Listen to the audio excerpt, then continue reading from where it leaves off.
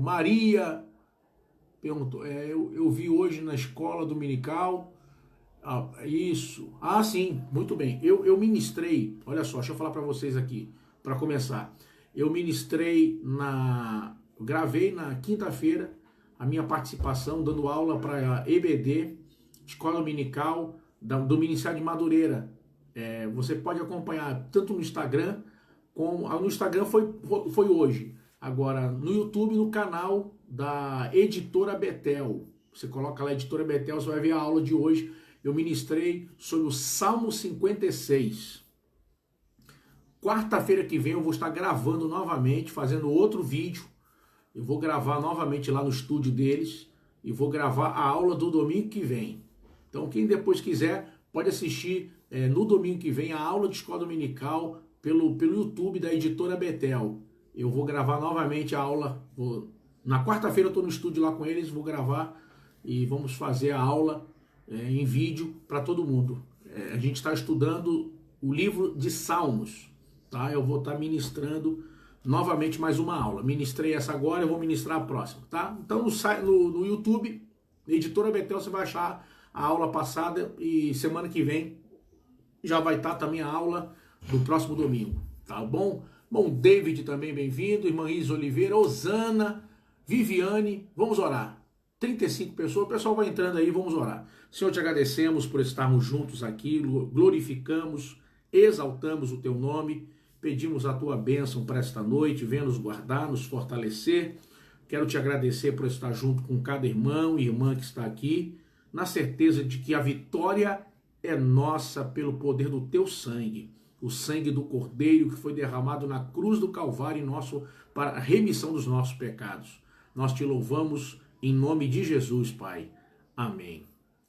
Meus queridos irmãos, vejam, estou vendo aqui muita mensagem, o pessoal botando muita mensagem.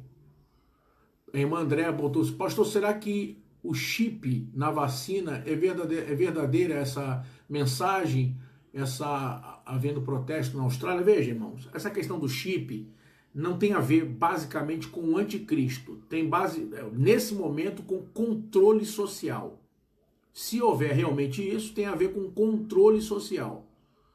Vê que com essa questão de pandemia mesmo, muita gente que se dizia a favor da democracia, não sei o quê, e através do medo, muitas liberdades foram anuladas nessa situação toda. Depois que passar isso tudo, é hora que as pessoas tirarem lições.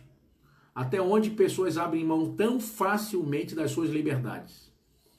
Agora, com relação ao chip em si, são tecnologias. Em si isso não é do diabo. Agora, o mundo já está caminhando para o anticristo. Irmão, o mundo já está caminhando. Vocês viram, não sei se vocês viram, procure depois aí na internet. O candidato à presidência pelo PSDB, que perdeu, o Geraldo Alckmin, ele deu uma entrevista, não sei se foi para a Jovem Pan, e ele disse categoricamente que o mundo precisa ter um governo mundial que tenha poder executivo sobre as nações e também sobre o Brasil. Principalmente em situações como pandemia, de ter autoridade de entrar no país e resolver as coisas. Veja que semana passada na Alemanha, a manchete foi a seguinte, que os cidadãos alemães já não decidem mais sobre o seu país. Como eles pertencem a um bloco, eles não podem mais decidir, é o bloco que decide. Então, os direitos deles foram anulados. Eles já não são mais só cidadão alemão. Ele é cidadão agora de um bloco europeu. Então, na verdade, o mundo já caminha para tudo isso. Depois, vejam meus vídeos. Se for o caso, depois eu gravo um vídeo só falando sobre isso. Sobre essas questões. Mas não se surpreendam. É só vocês acompanharem as notícias. Durante essa pandemia agora estão falando, sabe o quê? Em governo mundial. Estão falando em Constituição, assim como o Brasil tem a Constituição Federal brasileira, eles pensam em fazer uma Constituição mundial, uma Constituição para reger as nações todas do mundo. Irmão, tá tudo caminhando, tudo está preparado, não se engane, as coisas estão muito próximas de acontecer, está muito perto do arrebatamento da igreja. É o que eu falei quando ministrei os estudos. Eu acredito firmemente, é minha opinião. A Bíblia diz que ninguém sabe o dia nem a hora. Mas eu creio, à luz das profecias, que nos próximos 20 a 30 anos, tudo que está no Apocalipse vai acontecer. Arrebatamento da igreja, os 7 anos de grande tribulação, volta de Cristo, batalha do Armagedon e início do milênio. Eu creio que nos próximos 20 a 30 anos, ou seja, nesse espaço de tempo, tudo isso vai acontecer. Está muito perto, muito perto. As profecias todas estão se cumprindo, tudo tá aí, ó. Está acontecendo. Tudo que está escrito na Bíblia sobre o princípio de dores em Mateus 24, tudo já aconteceu, tá? E depois eu faço com vocês, prometo, uma live só sobre esses detalhes assim, sem entrar como entrei capítulo por capítulo Apocalipse, mas entrar nessas questões, tirando dúvidas, abrindo espaço para vocês, para mais abertamente fazer perguntas sobre isso, tá? Se vocês quiserem, a gente marca uma live aqui, só para tirar dúvidas, só para fazer perguntas. E aí eu vou respondendo conforme eu sei, eu também não sei tudo. E o que eu não souber, eu anoto aqui e faço uma outra live no dia seguinte e respondo. Mas se vocês quiserem, a gente pode fazer uma live, pode ser amanhã, depois da manhã, só sobre essas questões bíblicas com relação ao que está acontecendo e tirar dúvidas. Se vocês quiserem, a gente faz isso, tá bom? A irmã Bruna Carvalho botou, eu tenho observado esses fatos, Jesus está voltando, isso mesmo. Agora, eu tenho uma palavra tremenda para vocês aqui hoje, tá? Então, vejam, se quiserem a gente faz uma live só sobre essas questões, eu respondo tudo para vocês. Sem papa na língua, direto com a palavra, ministrando, explicando ponto a ponto com vocês, tá? A Bíblia não é o nosso livro de polêmica, a Bíblia é o nosso livro de edificação. A doutrina sobre o Apocalipse, as últimas coisas, não é para a gente ter medo, é para a gente ter esperança, tá? Vamos lá. Queridos, eu quero ler com vocês livro do profeta Daniel, capítulo 1.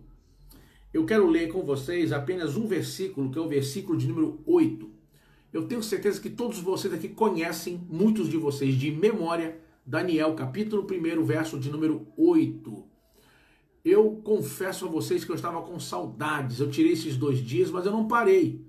Eu, na verdade, ministrei sexta, ministrei sábado. Não, sexta eu não ministrei. Eu dei uma descansada que eu estava cansado e eu não ministrei. Mas ontem eu ministrei e a gente não para. Mas eu venho hoje com muita alegria estar com vocês de novo para poder ministrar a palavra de Deus. Deus abençoe cada um de vocês, tá? E agradeço pela permanência de vocês com a gente aqui. Isso. A irmã Vanildo disse que é fascinada com o livro do Apocalipse desde criança. Isso mesmo, o livro do Apocalipse é um livro de edificação para nós. Vamos lá.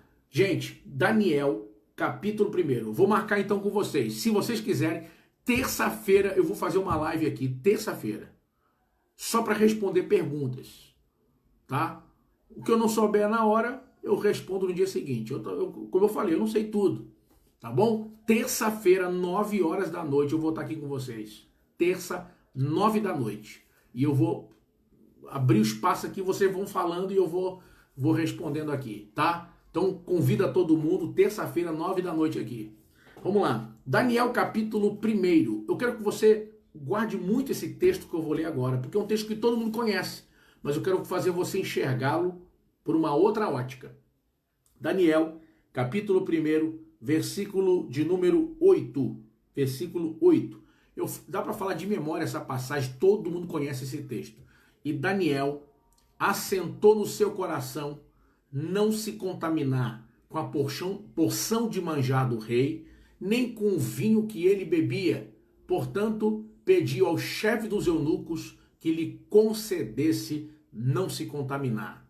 Eu vou ler de novo, vou falar de novo o texto. Daniel 1, verso de número 8. E Daniel assentou no seu coração não se contaminar com a porção do manjar do rei, nem com o vinho que ele bebia. Portanto, pediu ao chefe dos eunucos que lhe concedesse não se contaminar. Agora, me permita fazer algumas colocações preliminares aqui para ajudar a entender esse texto. Vejam, do ponto de vista histórico, esse é um dos piores momentos da história do Antigo Testamento para a nação de Israel. Deus havia permitido o cativeiro babilônico. que vai acontecer? Jerusalém vai ser destruída. Jerusalém será totalmente destruída e muitos serão mortos. Mas como Babilônia é um reino magnífico nesse tempo, vejam que a visão da estátua de Daniel é de cabeça de ouro. Então é a grandeza, a excelência do que foi o reino babilônico, enquanto durou. Até que finalmente eles foram vencidos e entrou o governo dos medos e persas, o qual Daniel também permaneceu. Agora o que vai acontecer? Além da destruição de Jerusalém, além das mortes que houve, que foram muitos judeus foram levados para a Babilônia. E aqui a gente aprende uma lição muito importante. Vejam, a maioria dos judeus foram para a Babilônia e ficaram trabalhando, servindo os babilônicos, cortando lenha, cavando poços, trabalhando em serviços mais pesados, como povo vencido. Deus manteve com eles o profeta Ezequiel. O livro do Ezequiel, o livro do profeta Ezequiel, vai ser escrito por Ezequiel, que passou a vida toda na Babilônia, junto com o povo de Israel. O povo em Jerusalém que não morreu, que sobrou, lembra de Neemias? O povo que está lá está em grande miséria, desprezo, etc. O povo que estava em Jerusalém, que não foi morto, que ficou lá, Deus permitiu que estivesse com eles lá o profeta Jeremias. Então, com o povo de Israel levado para cativeiro, não faltou palavra de Deus, direção de Deus. Estava lá o profeta Ezequiel. Com o que ficou dos derrotados na própria terra em Jerusalém, estava o profeta Jeremias. Mas Deus, que é o dono de todas as coisas, Deus também tinha um tratamento com os grandes, com o ambiente palaciano.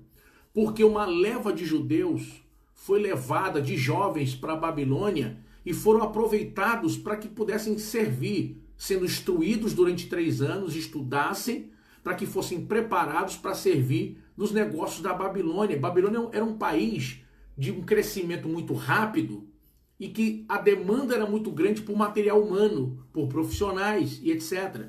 Então, era prática pegar dos povos vencidos os mais jovens, para que eles pudessem ser instruídos, aprender idioma, aprender cultura, aprender alguma profissão importante que possa servir a nação e ele ser destacado ali para poder trabalhar em prol da nação. O que vai acontecer? Nessa leva de jovens está no meio deles Daniel, futuramente o profeta Daniel. Você sabe qual a idade que Daniel tinha quando chega na Babilônia? Daniel devia ter mais ou menos uns 15 anos de idade. Ele está entre 14 e 16 anos. Então ele tem uma média de 15 anos de idade. Ou seja, Daniel é um garoto. Daniel é um garoto com cerca de 15 anos de idade. Pense, meu Deus do céu. Agora, só para você ter uma ideia do que deve ter sido o choque para Daniel com relação à fé, com relação à cultura. Pensem, Daniel vai para a Babilônia e ele vai ter que lidar com uma situação completamente diferente. Por quê? Enquanto o povo dele está na escravidão, você imagina, Daniel quando chega na Babilônia, vai ser oferecido para ele o manjar do rei e o vinho que o rei bebe. Gente, o que está implícito nisso? Ou seja, Daniel está sendo oferecido a ele um outro padrão, um outro nível de vida. E aqui a gente vai aprender uma lição importantíssima. Uma pessoa pode estar no mais baixo nível de pecado, por exemplo, no crack, sabe? Debaixo de um viaduto, como drogado, e ele continua sendo um pecador perante Deus.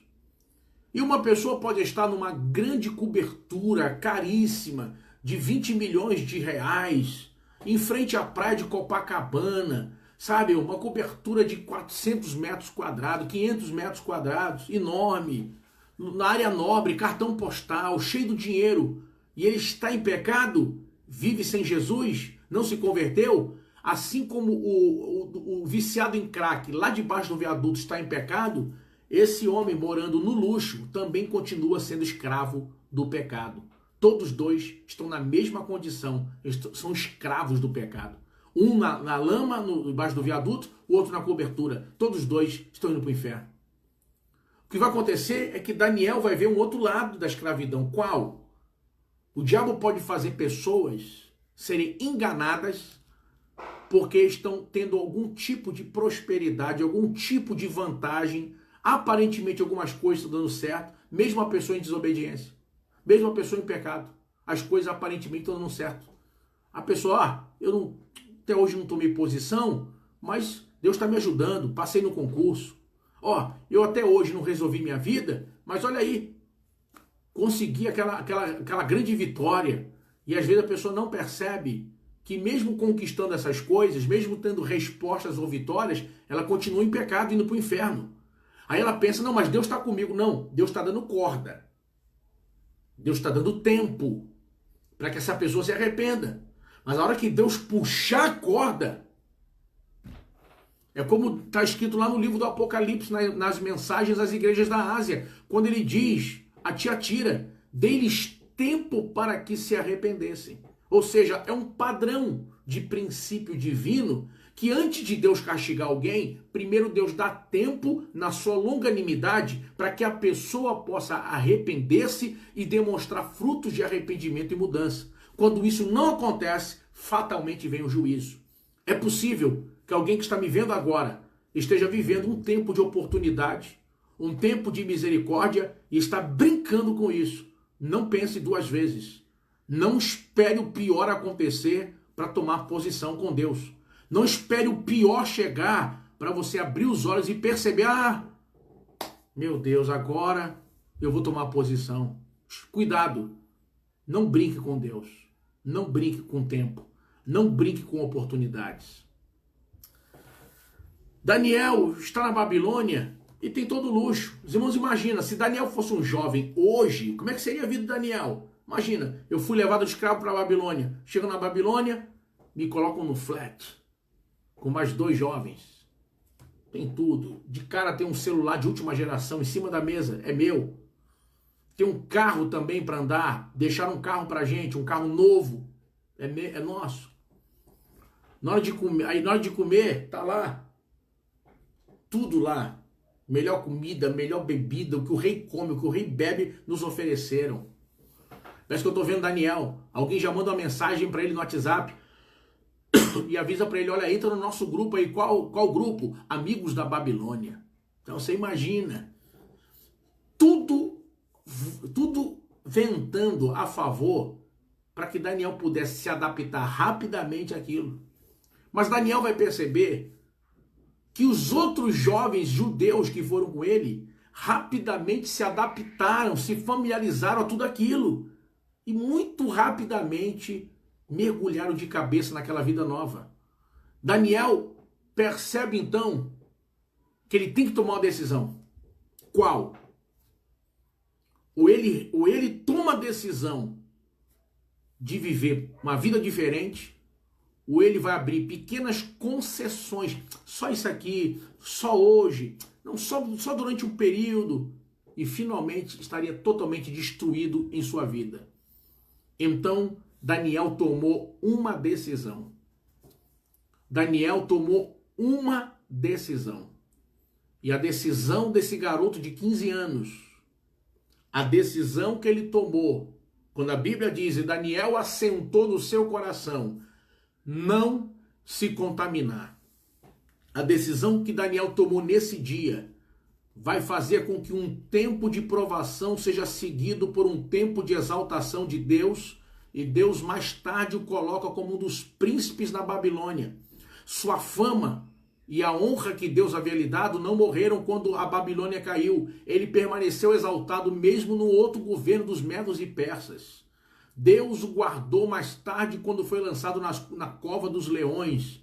E Deus o enriqueceu, prosperou e o sustentou. E Daniel viveu longos anos sob esses 2 governos, da Babilônia e os Medos e Persas. Além de Deus fazer dele o escritor de um livro profético, como o Apocalipse é o livro profético. No Novo Testamento, o livro de Daniel é o livro do Apocalipse do Antigo Testamento. Deus vai revelar detalhes só para vocês terem uma ideia, Deus vai revelar detalhes tão tremendos a Daniel sobre os impérios que viriam a seguir, os Medos e Persas, a Grécia, o Império Romano, o que aconteceria com Israel, o futuro, até os dias de hoje, que os escritores da Bíblia, os inimigos da Bíblia chegaram a afirmar que não podia ser Daniel, ele não escreveu o livro, outra pessoa escreveu muito depois, porque não dá para ele ter acertado tantos detalhes com relação aos povos gentílicos que sucederiam à Babilônia. Só pode ter errado. Sabe por quê? Porque quem escreveu foi Daniel, mas quem falou foi Deus.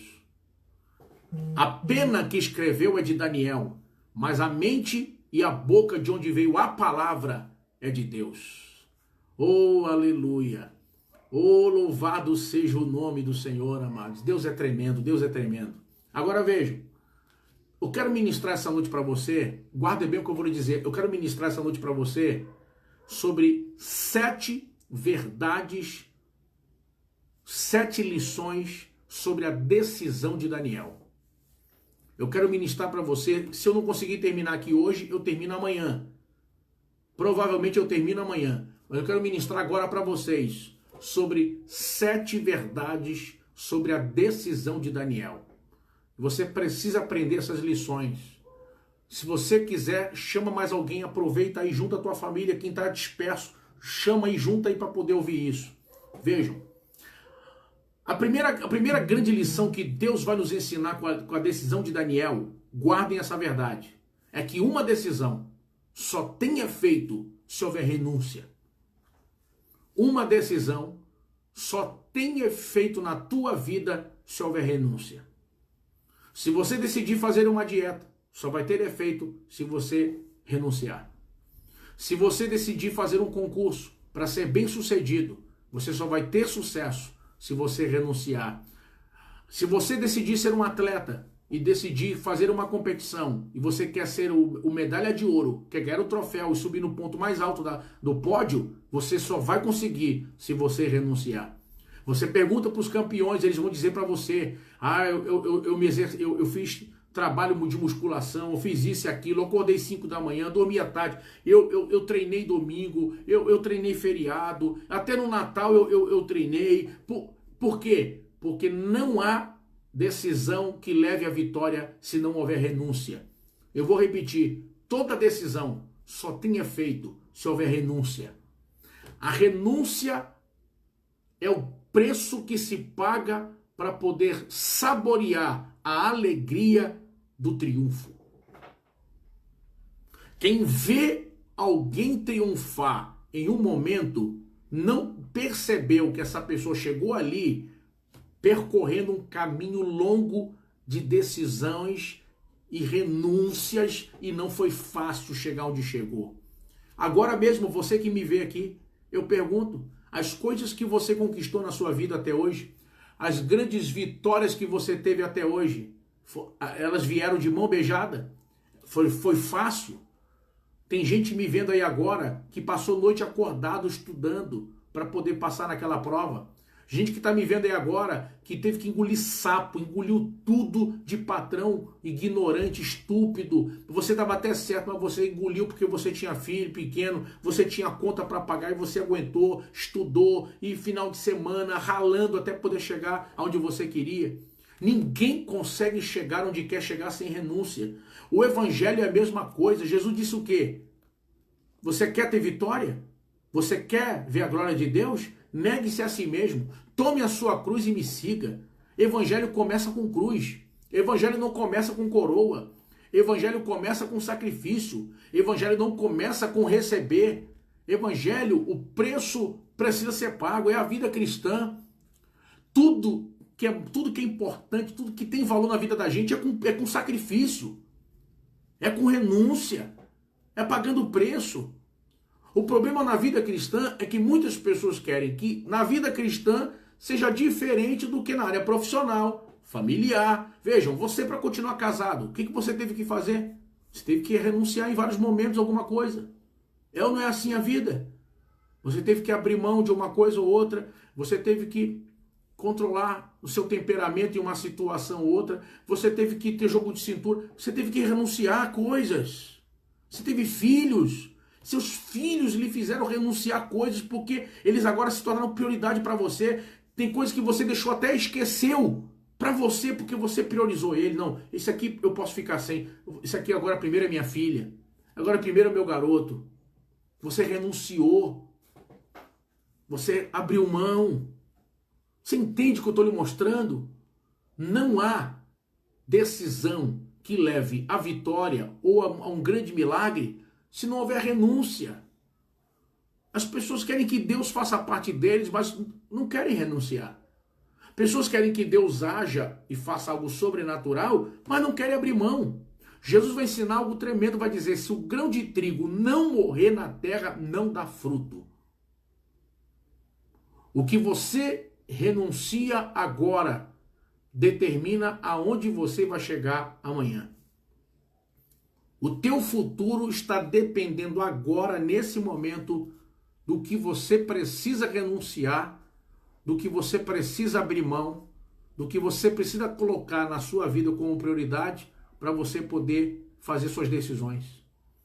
E eu vou lhe falar uma coisa, em relação a isso, você precisa entender que as suas decisões têm que ser pautadas a partir de três princípios. Um princípio com 3 etapas. Qual? Você precisa avaliar o que é essencial, você precisa avaliar o que é importante e você precisa avaliar o que é supérfluo. Eu vou repetir. Você precisa avaliar o que é essencial, o que não dá para ficar sem, não dá para esperar, tem que ser agora. Segundo, você tem que priorizar olhando o que é importante e depois o que é supérfluo. O problema de muita gente é que ele começou pelo supérfluo para poder terminar no que é essencial e não deu certo. Muita gente foi no que era importante, mas não era essencial e acabou depois ficando em apertos ou vivendo emergências porque não priorizou o que era essencial. Eu vou repetir pela última vez. Você precisa determinar as coisas na sua vida trabalhando a partir do que é essencial, depois importante e depois supérfluo. Em outro vídeo eu trato mais sobre isso com mais detalhes. Agora vejam, a segunda verdade que nós vamos aprender com a decisão de Daniel, sabe qual é?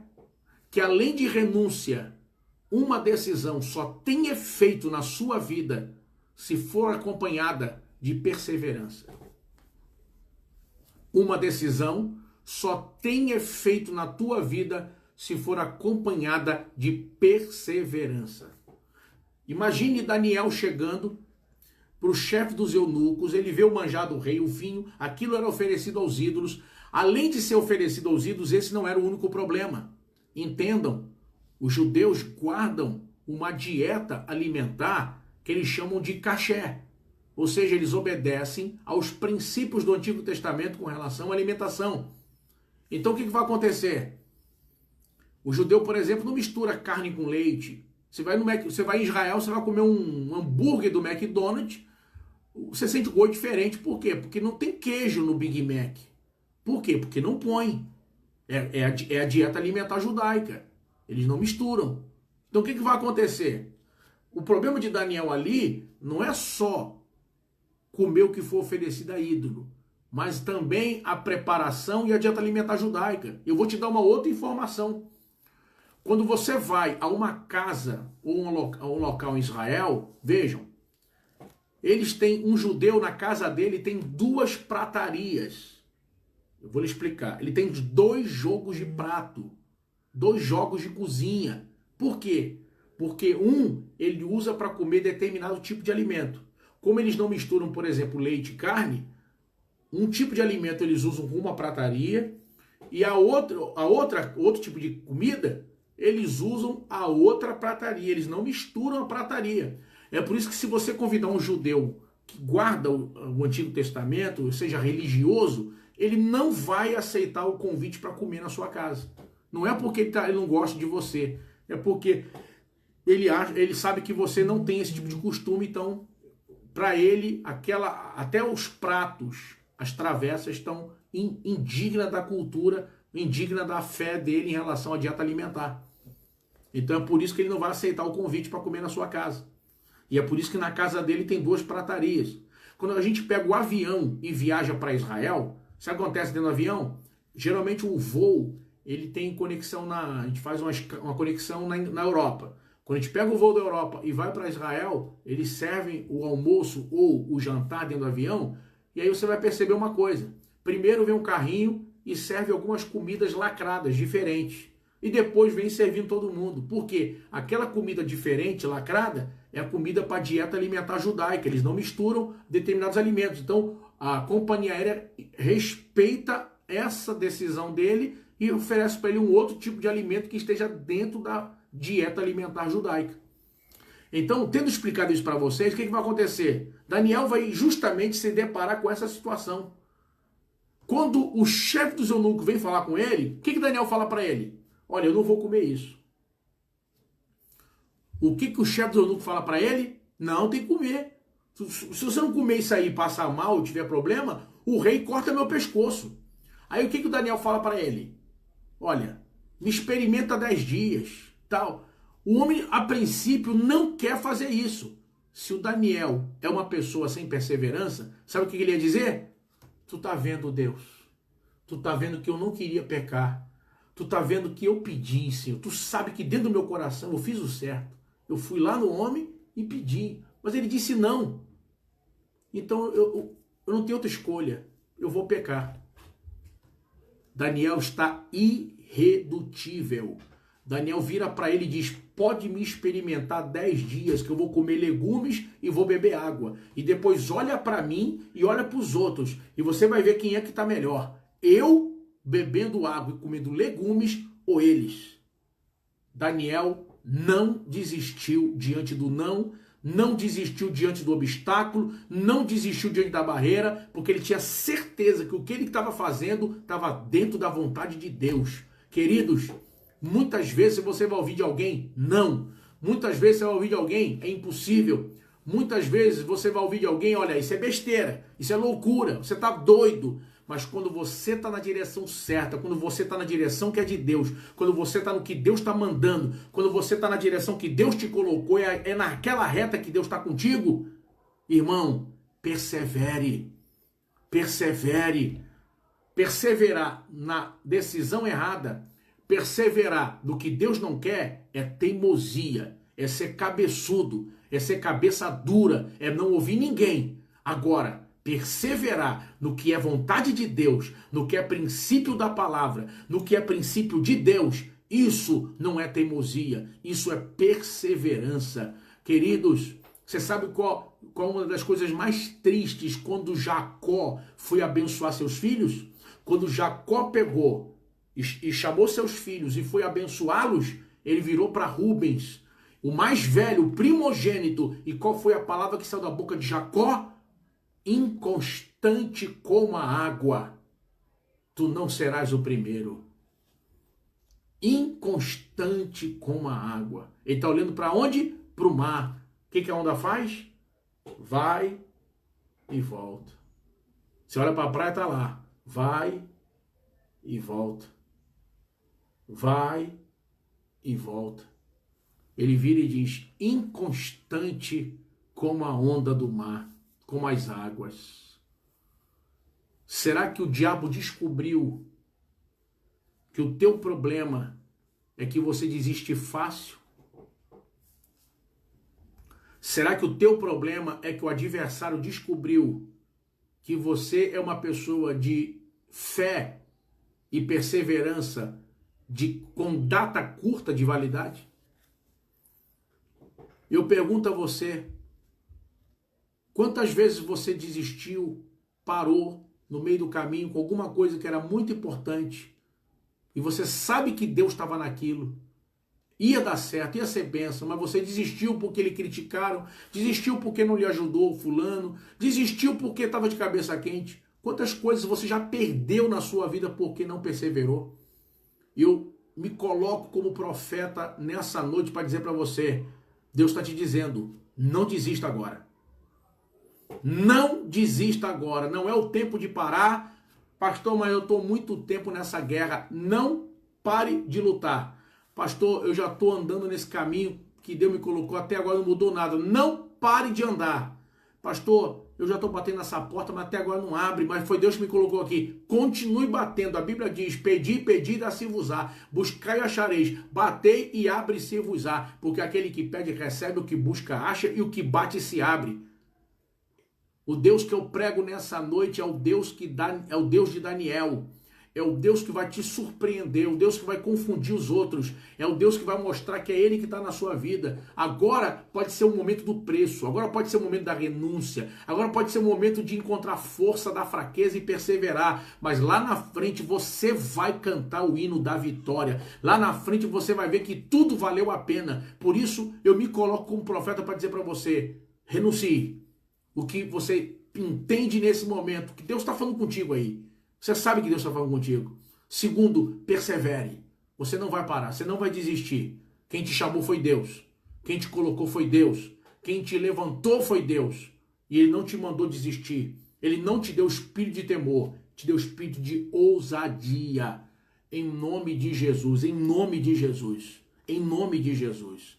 Amanhã eu vou voltar e eu vou continuar desse ponto.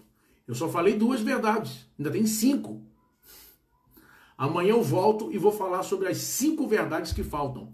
Eu falei aqui, começamos a falar sobre 7 verdades de Deus sobre a decisão de Daniel. Primeira, que uma decisão só tenha feito se houver renúncia. Segundo, uma decisão só tenha feito se houver perseverança. Amanhã eu aguardo todos vocês às 9 horas da noite aqui. Essa palavra foi boa para você?